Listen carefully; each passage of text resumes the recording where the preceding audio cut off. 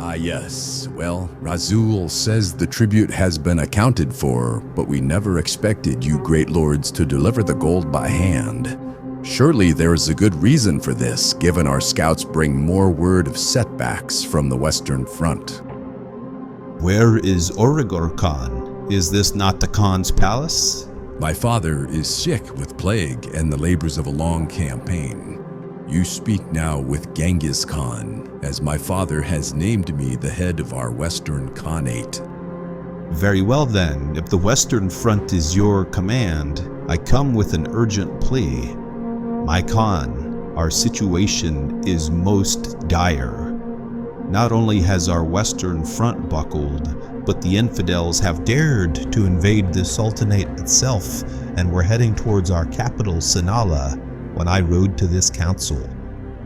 Our top general, Wazuban, has been captured. No, you mean the actual Sultan.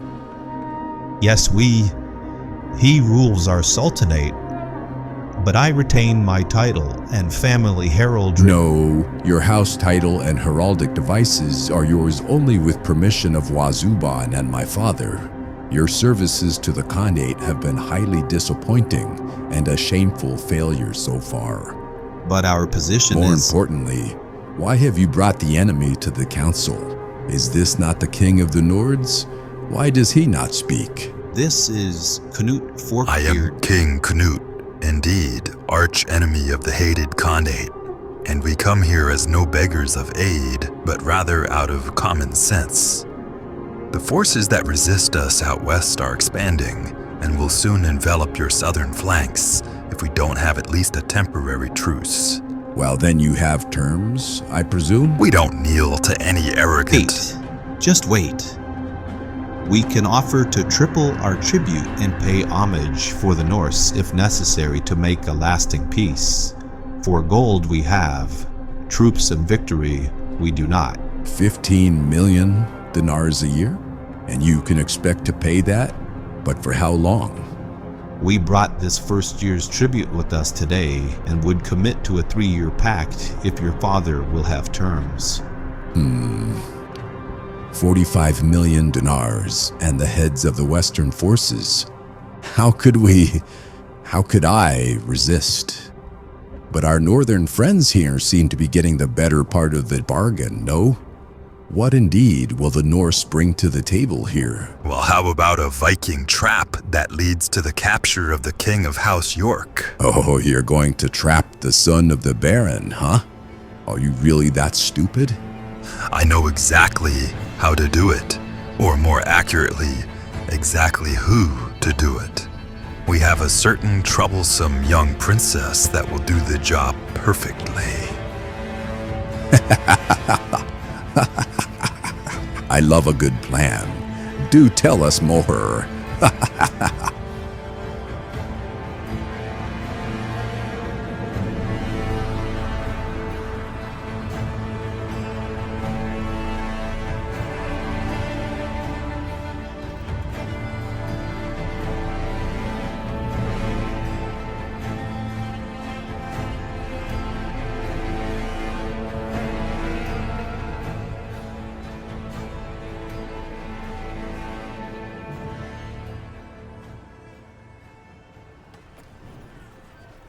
Well, shit.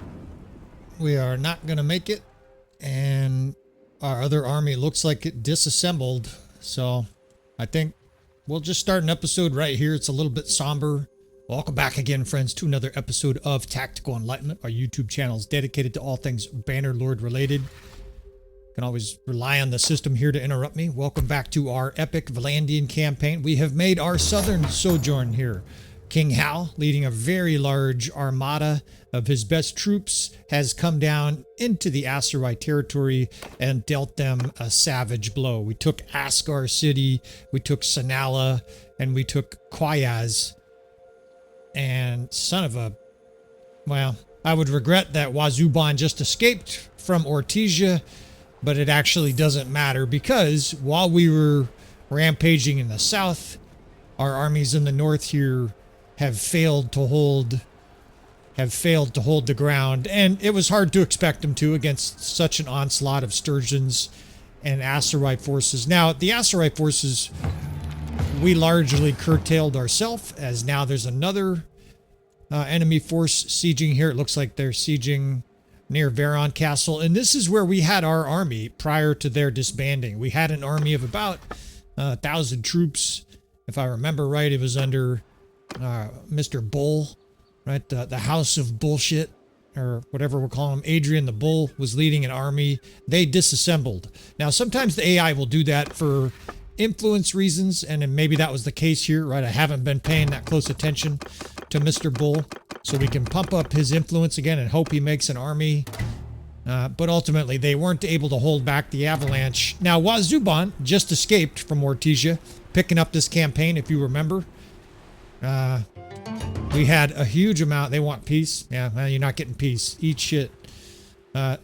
We had a huge amount of prisoners here at Ortysia. We put a very large garrison before we head south into asteroid territory to rampage. And unfortunately, almost like the AI is aware that there's a bunch of prisoners there and they must get in there and try to rescue the guys. They have done so. We're not going to be able to get back unless something unforeseen happens here at the last minute. It does look like Ortysia is going to fall. In fact, it'll probably fall in the next 24 hours here. I just can't get back, right? We're too far away. That's the problem with a big army. And it was a risk. It was a risk I was willing to take to head south. We sacked and destroyed the resources of the enemy. Sinala was sacked. Askar was sacked. And so the Aserai are really getting uppercut at the back of the ring. We own Quayaz, and we have a good garrison. Yeah, we have a good garrison. Oh, actually, it's not that many troops. I thought we had more troops in Quayaz. But this is going to hurt, right? It's going to fall any minute. And watch over here. There's going to be just an epic dump of prisoners released. It's going to look like something out of The Dark Knight, where the Joker releases all his thugs from prisoner as, oh, here they are. Look at this. All of these forces just escaped, or more accurately, will roleplay. We're just broken free by the Aserai forces sieging here. Now, some people might say strategically, right? Take your prisoners and put them up here. Other people will say use that exploit. I call it an exploit, where you have the 2 perks and prisoners can never escape you. I think that needs to be fixed. If you're listening, Tailworlds, and I'm sure you're not, they should change that so it makes it much harder for prisoners to escape. But there's no certainties in life, and you can't just, be certain that you're going to be able to hold all of your enemy troops prisoner forever. Unfortunately here, let's take one more look at Guzid is doing his thing here. Oh shit. Well, when you have a transaction, you go to a village and buy shit, you can't look back at it. But I saw Rayma, who's the wife, the savage wife, Gisel child was amongst those released. Ragnar, and we got a massive sandstorm blowing up here as we enter Quayaz. It's a really cool effect. The sandstorms, by the way, I have pleaded to Tailworlds to put sandstorms into the game itself, right? Add it to the weather system, because it's fucking amazing. It looks beautiful.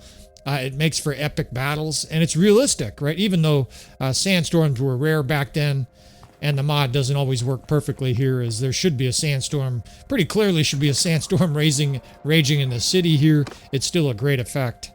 We've had a half dozen sandstorm battles on the channel, including that unbelievably epic one at night. We had one for the Ideal Army series, the Perfect Bannerlord Army series. And it's a great effect. I really do think they need to add this to the game, broadly speaking. Now, we're going to dump some Aserai forces off here. We've been recruiting, ordering villagers to give us their sons the whole way along. We've got 70 recruits. This city is not that important, ultimately, to the strategic view of the campaign, but we also don't want to just let it fall by the wayside here, right? It's 6,700 prosperity. That's very high, even for the late game. That's really good. Always glancing here to see if you can find some good loot. And speaking of some good loot, look at what we got. Out of all things, we got this from the Siege of Askar. Where's this shit? Look at this. There was like 1,500 forces inside, including a couple Aserai lords. And look at that shit, right? The legendary drilled two-handed axe. It's a tier 6. It's very fast. It's a long weapon. In fact, let's do this shit. Let's put this on King Hal. We're going to level all of King Hal's different weapon skills here. Oops.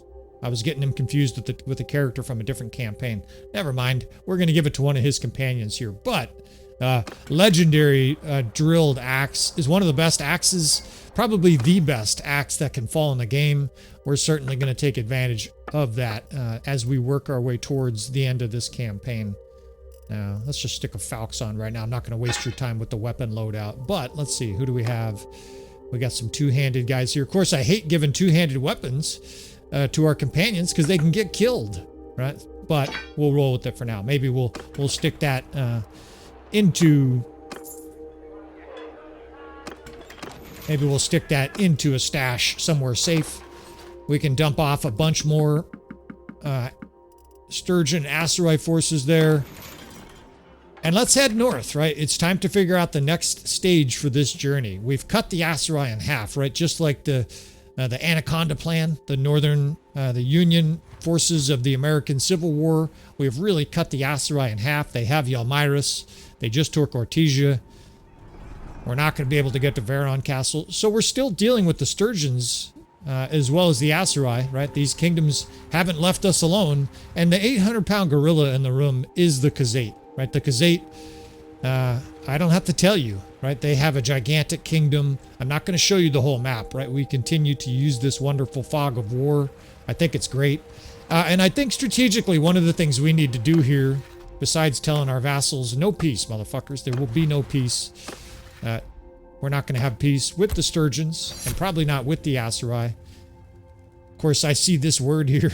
And if you order the letters in King Canute a little differently, it's a very vile American swear word, or I guess I'll just say an English swear word.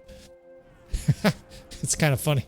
Never thought about that till I saw that, his name right there. All right, let's get up here and see what's going on at Ortysia. But strategically, we need to make more armies, right? Having a big, giant army like this is great when you're fighting lots of forces, just like Napoleon heading into Russia or Alexander. You want to have your forces concentrated. I don't know why these guys aren't forming another army, but let's give them some ammunition here, right? What I can do is I can go along here to some of our companions, some of our minor clans. Not only will they trap this poor sod here, I don't really want to... I don't like to put family members in enemy armies because then, you know, one of our critical family members, my wife or something like that, gets killed while we're somewhere else, right? This guy, you ain't getting away. Fuck is this shit? We'll we'll help him here. It might be the Bearheart, right? The Henry the Bearheart is a leader of one of our clans. In fact, he's the only surviving member of the House of Saxe. That is the nature of the Death for All mod. Unfortunately, when you have the Death for All mod cranked, you're going to suffer death, right? It makes the battles more consequential, which I like. But also, of course, that means you could literally have a clan get dissolved in your own kingdom. So we're rooting for you there, Henry. You need a wife. Obviously, when you're at war with everybody, it's very difficult to get a wife. We still got to marry off Henry, right? Henry's running around without a woman. It's probably why he's so angry and violent. You know, we need women in our lives to domesticate us, to turn us to peace. And I love this shit. I still wish they were more dynamic. This is a rebel, and he's just rampaging around with a good-sized army. Now he's going to get captured here. But I think that's a cool effect, right? You got these other armies running around. All right, so there's a huge force here in Ortysia. Fuck these guys, right? We're going to siege them all. Anytime the Aserai are concentrated, it's basically an opportunity for us to capture them all, right? Because at this stage, with this big of an army, King Hal, you know, he's not unbeatable, but almost unbeatable. And Davobard. I might need to change that guy's name. Fucking stupid name. This guy right here. So this guy is a vassal for George the Bandit King. I think I saw George the Bandit King just get captured. And one of the things that happens, of course, is that the next vassal in line, so to speak, sort of, they become next man up to make an army. It's kind of a strange process. Now, wait a minute. This guy made an army. He made a little tiny army. So that might be a function of them not having enough influence, right? They have 500. The AI basically looks at your influence and says, okay, like the House of Saxe, Henry could have made a huge army, but there's an RNG element to it as well. Even though the House of Saxe here, I'm sure they have plenty of money. I'm sure they have plenty of resources to make a big army. They have chosen not to. He has chosen not to. And we get the Aserai volunteering. Look at all their forces. This is such bad AI, right? Please fix this. I don't know if a modder can fix this, if Tailworld seems unable to. But these Aserai forces here, they are, you know, what do you call that? You know, the metric system, 2 centimeters from our army, right? This is in game. It's like a half a kilometer, and these guys just suicided. They attacked bandits right in front of our giant army. So we'll just put stupid Henry over here. We'll put smart Isegund right over here. We're still awaiting the coming of age of Hal's other sibling. Of course, you guys, if you guys are doing your homework and following the campaign closely, you'll know that the other member is Hal's youngest sister, right? If you followed along with the cutscenes and the stories of this campaign, you guys know that. Yeah, you guys are all captured, you dipshits. You guys will know that Baron York had 7 children.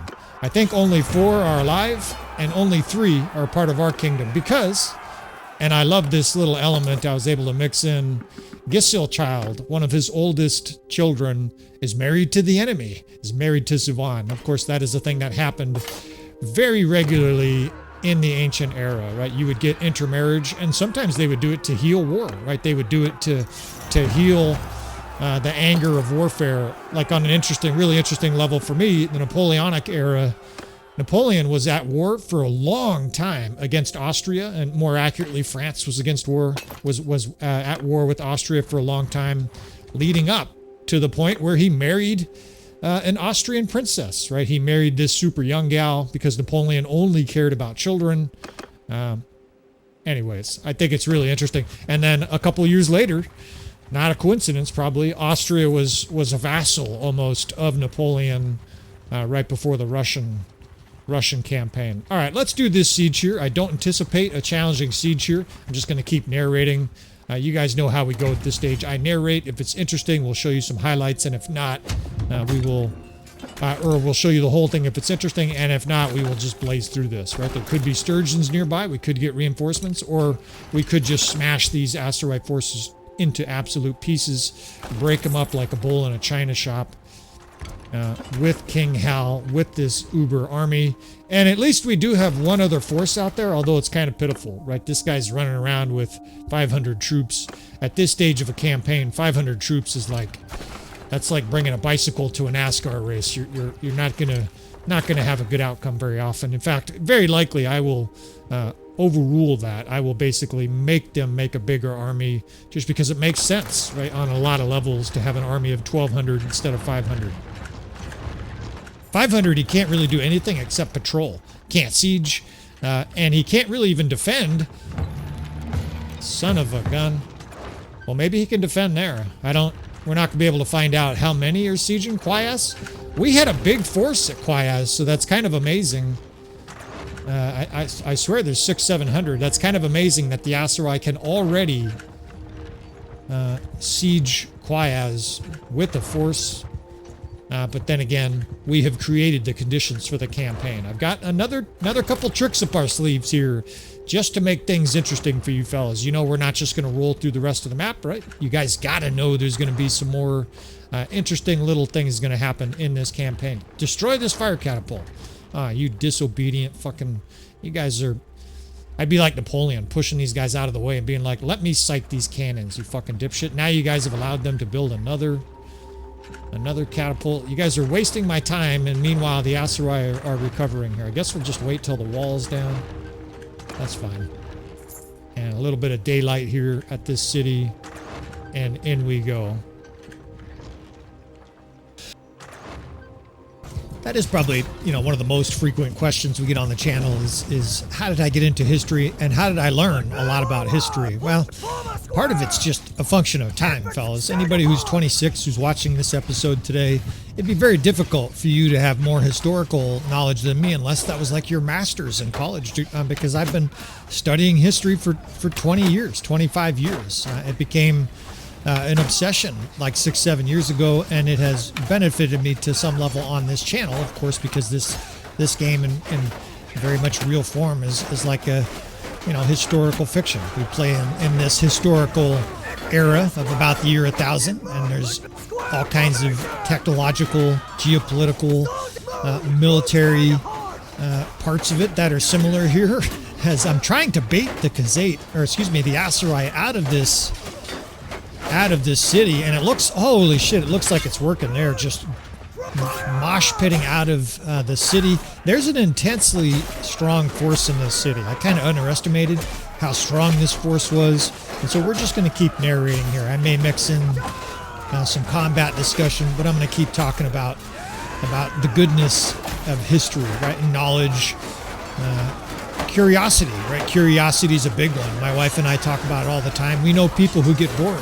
They say they're bored. I'm so bored. They'll post on Facebook, and we don't understand that at all. And I think the thinking person does not get bored, right? The world is endlessly full of information, interesting concepts to ponder, everything from geopolitics to how satellites work, and to how an economy is best controlled by the government for optimum results for everybody. There's 1,000 very deep subjects and 1,000 more, right, beyond that are also interesting. And history to me is fascinating for a bunch of reasons. Part of it is I think it's one of the best ways to learn philosophy, right? Philosophy is essentially the study, or in my preference, the study of how humans act. I guess that's psychiatry, but how human beings and their actions and their philosophies have adjusted and adapted over the course of humankind, and how that affects the world, right? Philosophy is very much something that constantly evolves, but people are largely the same, whether we're talking the Romans 2,000 years ago or French people 2,500 years ago, right? There was still chicanery, there were still people cheating on their wives, there were still people who had a strong ethic and felt that was the most important thing, right? Was to be a good person with religion or without, right? This has always been a mix of society.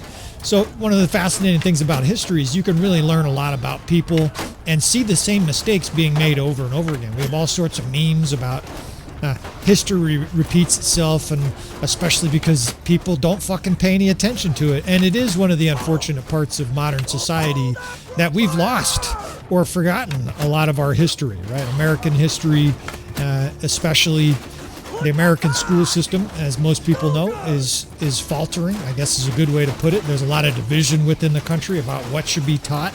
America had a civil war, just like the English. And just like the English, I'm sure there's still different opinions about what was just, what was right. Is it okay? There's probably still small sects of royalists throughout the UK that feel that, the Pretender and his 12th cousin should be reinstated as part of the Stuarts. They were wrongfully taken off the throne by the English Parliament, etc., etc. And of course, then there are other people that are like, that's fucking stupid. In the modern era, kings and queens have no place. Now, let's see if these guys will get on the door here.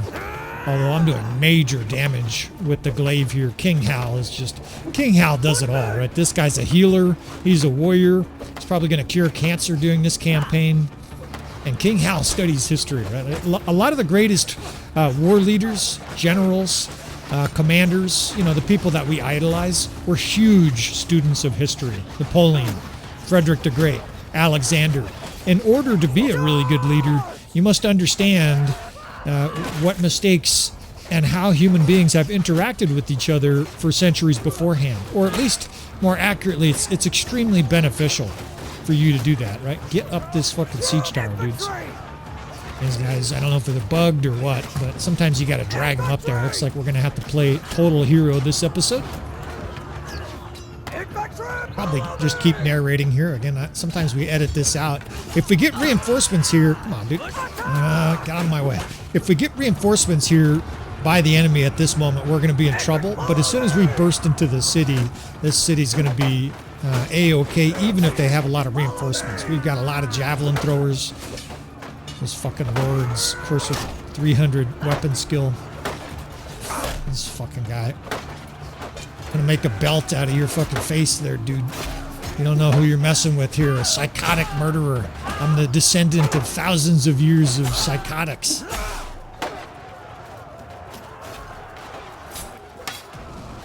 Get out of this little pickle here.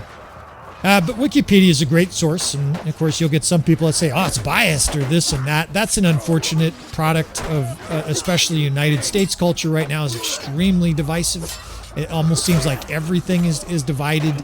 You say, you know, this or that, or the Confederate statues should be taken down. They should be put up all over the place, and half the country is ready to kill you. The other half thinks you're right. For the most part, though, history is oftentimes recorded by the victors and the defeated, right? It's not like an annihilation of all the Confederates, and so we do have broad agreement on history. It's the philosophical components behind it. The American Civil War is a pretty good example. There's plenty of people in the South who still hold on to what is called the Lost Cause myth that basically says that was an optimal society where the slaves were happy because they were treated well by their masters, and it was an efficient system that the North ripped away from them wrongfully and caused all this division. There's no doubt it caused division, right? Anytime you forcefully tell your toddler to go to bed at night or tell a whole group of the population, you can't do that anymore, they're not going to like it, right? Especially in America, where this sense of freedom is almost fanatical, right? These people, and I mean the fanatical freedom people, I'm not one of them. I'm kind of in the middle. Complete freedom is called anarchy. You know, you got to have control. You got to have some fucking laws. You got to have some semblance of law and order. But you know, there's a lot of people who still believe in, essentially, I guess you could call it revisionist history. There's a lot of people that still want to paint today the Confederate Army as these guys who are just fighting for their homeland. It wasn't about slavery. It wasn't this and it wasn't that and all that. All you have to do is just look at the quotes written down by people like Alexander Stevens, who said basically, you know, that is the tenet of the South, is that the black people will be slaves now, today, forever. You can almost hear, just like that racist presidential candidate in the 60s saying segregation today, now and forever. You can't, that guy can't, his grandchildren can't say he didn't run on, you know, a segregation candidacy. Yeah, we got plenty of evidence that he did, right? It's definitive. So while people do want to rewrite history, you know, and that's unfortunate. It's a thing. People don't like to feel like they were on the wrong side of history. And you could argue, of course, in many cases, there is no right side, right? Whether we're talking, especially like Israel and Palestine. They're like, oh, they started it. Fuck, these people have been fighting for thousands of years. It's ridiculous, right? Nobody can sort through it and say, well, who's committed more travesties here, right? It's been on both sides. But ultimately, most history, there is, I would say, broad consensus. These fucking assholes all coming after King Hal. But history teaches you a lot about humanity. It teaches you about some of the mistakes we've made. I like it because it explains how we got here, right? Americans are like, yeah, Second Amendment and the right to assemble, and I want this and freedom of speech and stuff, all these freedoms. And what's amazing about it, and I heard this said by a great professor once, is that the American Constitution, our Bill of Rights, is an English history lesson. And basically his way of describing it was, well, guess who got their weapons taken away? And the results of it, well, the Irish, right? With the penal system, they weren't allowed to have a sword. They weren't allowed to arm themselves. And they got repeatedly persecuted. So same thing with, they would have they would have meetings where they would try to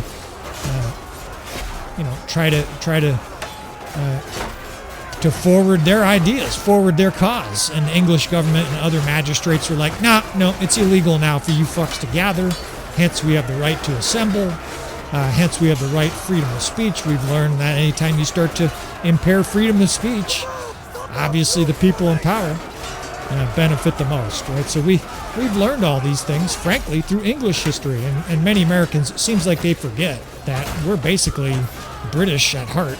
It's almost just an extended British colony with a lot of new citizens from other countries. Of course, today it's an extreme melting pot, but most of the core tenets of America are, of course, British-ish in their overall fundamentals. Now, you gotta love this shit, right? The guys who want to point out the bugs, make sure you point out the awesome shit too, right? All these carcasses strewn over the rocks, and a lot of it is seamless. It looks so amazing. These bodies are just laying there perfectly. Okay, that sucks. That's the leader, I think, of the lake rats. So that sucks. His army will disband. That always, it's always a bump in the road. But in the short term, that's a pretty significant setback. That guy probably had 220, 250 troops. But in any case, why I started learning about history, curiosity, right? I'm interested. How I started studying it, a lot of it was books. Wikipedia, for sure, right? The internet, this amazing thing that's right in front of us that people rarely take advantage of. Instead, they watch chicks shake their butt on TikTok. I mean, a lot of you guys aren't, right? I don't want people to think that I'm lecturing here. But great places to learn history, for sure. YouTube, Wikipedia. Now, is there some trash out there? Sure. Is there fake news out there? Absolutely. But the more you learn, the more you read, the more you will see the irregularities, and you will develop what is called critical thinking skills. And this is a skill that's not really taught these days much, especially in early school. And it basically is the ability for you to look at something and objectively say, okay, my bullshit meter is going off. There's something wrong here. I don't think this is accurate. Someone's trying to pull the wool over my eyes. And it makes you a much smarter, less gullible human.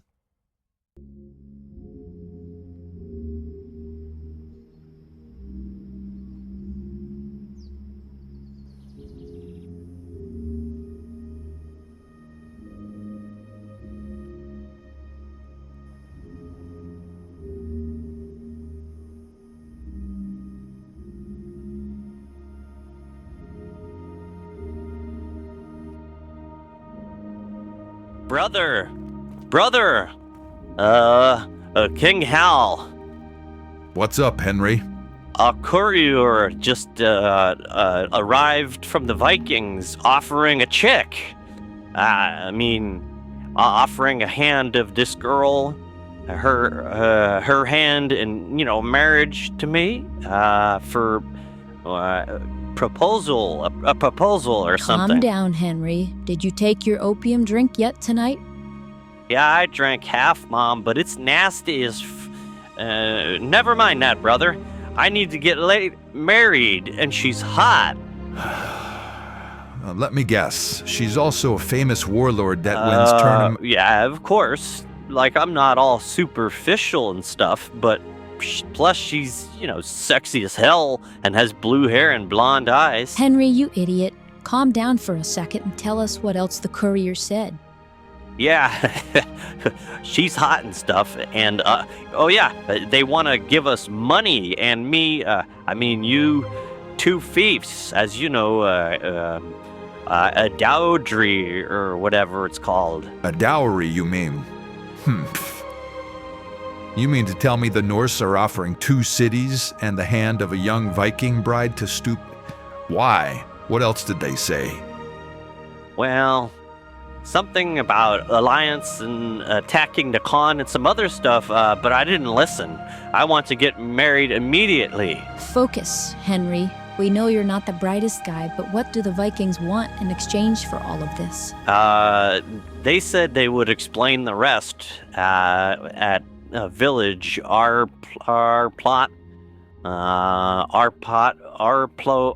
Some village to the east. They said to come with our People and servants and stuff, but no army in a gesture of friendly peace. You know it's a trap, Hal. Probably. And I assume there are extensive conditions for these 2 cities they're offering. Still, it's very intriguing. Yeah, peace. Let's get married so I can have sex and more children for my for our kingdom. I wonder. Liena, order the Bearheart to scout out the village and look for rumors from the knighthoods. Maybe it is a trap, but we badly need peace to recover from this extended war, and a period of consolidation would be precisely what we need to cement our empire and shore up our weakened garrisons. Yes! I'm gonna get frickin' laid, yes. Sex, baby, yeah. Oh, yeah. Shut up, Henry.